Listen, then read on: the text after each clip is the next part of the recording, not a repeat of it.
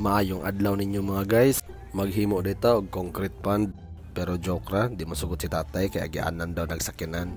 Bitaw, puho na lang sa karon mag-drain na sa tagtubig para di mosaka ang ammonia level. Murag dugay jud ko mahuman ani guys kay nay bata sigig samok-samok. Akong iilis day nga tubig gisgikan sa among deep well. Limpyo gini siya straight from Mother Earth. And in case walay kuryente, narapod may jetmatic. Kanindot sa mong tubig is walay chlorine content, so nindot kay siya para sa atong crayfish. Direde ko dool sa pump mag-ilis og tubig para dali mamikos-mikos. 40% raday sa tubig ang akong gidrain ganiha. Ayaw hotdog drain kay importante ang beneficial bacteria sa old water. Napo day extra hollow blocks diri sa farm which is pwede na to magamit for additional hides sa atong crayfish. Ambisyoso magod ang akong ubang crayfish, gusto gyud ilang balay concrete.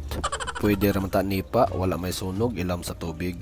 Kaniya itong mga 4 inches nga crayfish day atong ibalhin sa ubos. Timing, nakakita ko gingon ani sud sa balay. Pwede na itong butangan sa itong bag-o na mabdos nga crayfish. Butangan na itong balay para di siya mabasa.